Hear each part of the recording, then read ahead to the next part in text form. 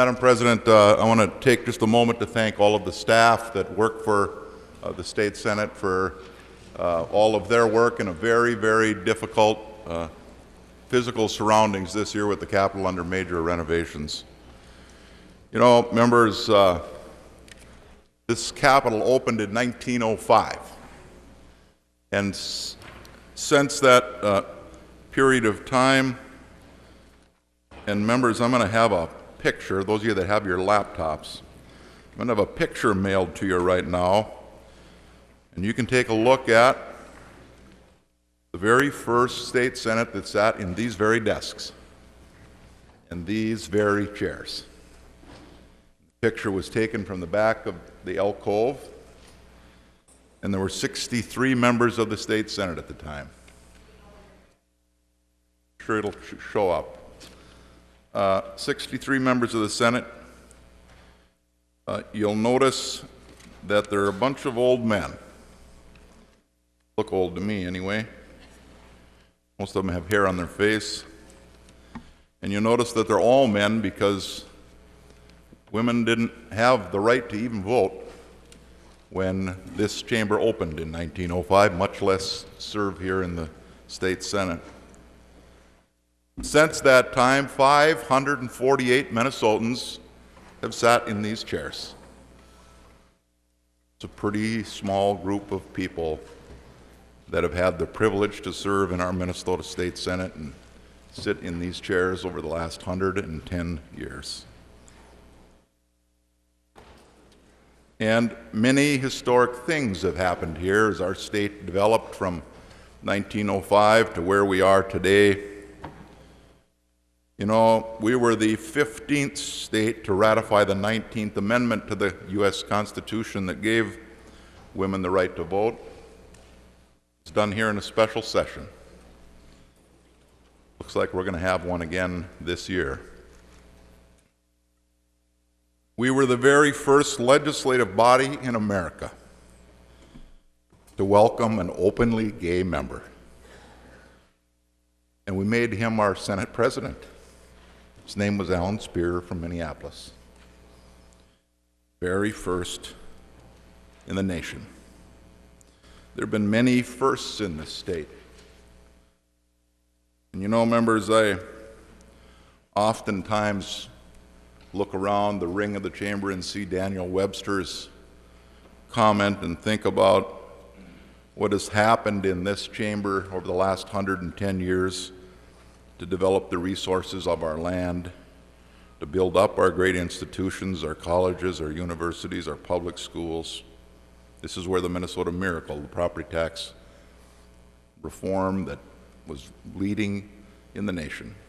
The very first charter schools in our country started here. The very first open enrollment in the country started here. Post-secondary option started here with votes in these chairs at these desks. You know, and prior to 1971, the public really had no participation here. Because for the first 65 years, committee meetings weren't open to the public. And if you think about what these office suites looked like, what it was there was a senator in the office. The committee chairs had offices, the rest of them officed at their desks. And behind that door in the hallway, the door hallways were the same, behind that door was the chairman's desk and the committee room table, and legislation would be considered.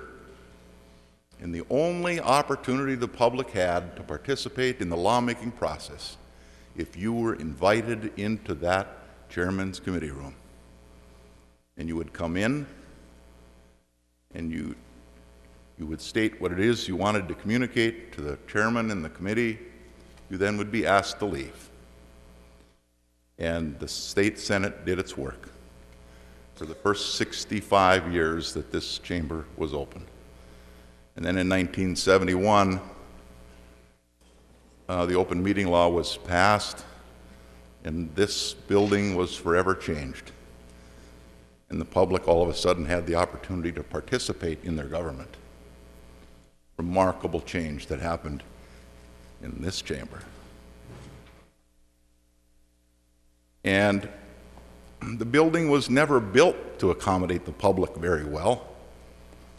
You know what the hearing rooms look like with the big marble columns in the way, the sight lines are terrible. It was never built for the public.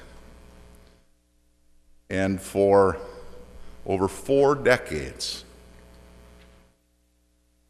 this legislature and the Senate and the House have been trying to figure out how can we renovate this Capitol so it can better serve the public. It was never built for that.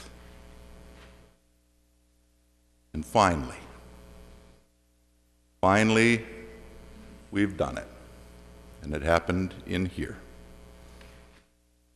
And we've authorized a building where the state Senate is no longer going to be officed in the Capitol after 110 years of being here. And most of you are going to spend your last day in an office in the Capitol, those of you that have them here, and you'll be the very last senators to occupy offices in the Capitol. And by December, we'll be moving across the street, all of us, to be officed together. And next session, for the very first time in 110 years, the state Senate's not going to meet in this room. And it'll be a very historic session because it will be the only time in state history that the state Senate has not, or since 1905, excuse me, since the Senate's not met in this room. But you're going to sit at these desks, and you're going to have these chairs. And we're going to set up a temporary chamber over in the new building across the street. 95 University Avenue is the address. And we're going to cast votes, these same desks, and pass laws that will impact the next generation and the next generation of Minnesotans like people that came here before us did. And then in 2017, they're going to move our desks back here for those of us that are still here. And we're going to take our place, and the carpet's going to be new, but it's going to be the same because it's historic carpet. And red, why is it red? Because red symbolizes the upper body. So it's going to stay red. And we'll go about our work. And I don't think you'll see significant change in the chamber, but I want you to take a look around because some things are going to be different. And what will, I believe, be significantly different, and if you haven't sometime taken the time to look around at the beautiful artwork, it's old, it's faded. And shortly, our desks are going to come out and the scaffolding is going to go up. And we're going to have LED lights, save energy. And the artwork is going to be restored, and I can imagine, I'm just hoping that it's going to have the brilliance of it that it did in 1905 when it originally was painted. And I tell you, I drive up to this building, and this year's different because it's all scaffold at the front. And I have to pinch myself that my constituents have given me the privilege to sit here and make the decisions that we make, historic decisions. The most recent being marriage equality. People push buttons in here and we will never turn back, and the state will forever have been changed, and the lives of so many people have been changed. And there have been so many historic votes over 110 years here. So I'd like you to just take a minute and reflect on the great privilege you've been given. Take a look around the room. Because next year will be different. But in 2017, it'll be the same. Our desks will be back. And Senator Westrom, I want to tell you a little story about why we have glass on our desktops. It's not to protect it from the water.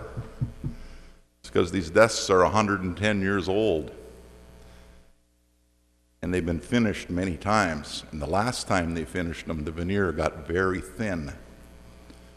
And they thought, we better cut glass for these desks if we're going to preserve them forever into the future, because the veneer is so thin they likely can't be refinished again. So, Senator Westrom, I know I told you that that was there to protect the wood. The truth is, it's actually there to protect the very thin layer of veneer on the desk going forward, so that the next generations of Minnesotans that get the opportunity to sit in these desks will continue to be able to use these very, very historic desks. So members, I just want to thank all of you for your service to our state. I want to thank your families. This is a family sport, as you all know. And families get very engaged in what we do here, and get those of us that serve here and push the buttons get the credit. And oftentimes it's the families that do the work. Senator Gazelka and I talked about that today when his wife was here. How hard it is for those of us that are rural. Leave your families for 5 months to come here. Think back and imagine what it was like when they came on a horse. And they were almost all rural. And they came here and sat in these same desks, and the horses were parked, and they fed hay to them. And imagine they didn't go home every week and they didn't get the mileage that we do. But and if anybody else wants to say anything, I just want to give you the opportunity to, because this is a pretty historic night moving out of here and not being here next year. So, Senator Han or anybody else that might want to reflect on something that's special that's happened here, or a special friendship you've built, or please feel free to do that. Thank you all for your service. I wasn't planning on seeing many of you until March 8th, and it appears like we're going to do that a little bit before that this year. But thank you all. God bless, and have safe travels home. And I'm going to get together with the Speaker and the Governor and see if we can figure out what the path is to kind of complete a little bit of the work that didn't quite get done. I will say, other than the reviser's bill, the Senate did do all of its work, including the bonding bill. But because of time constraints, the House wasn't able to get to some of that work. So thank you all, and thank you all of you staff again for all the work you do. There's so many spokes in the wheel here that make this great state capital and make our state Senate and make our state work. Thank you all.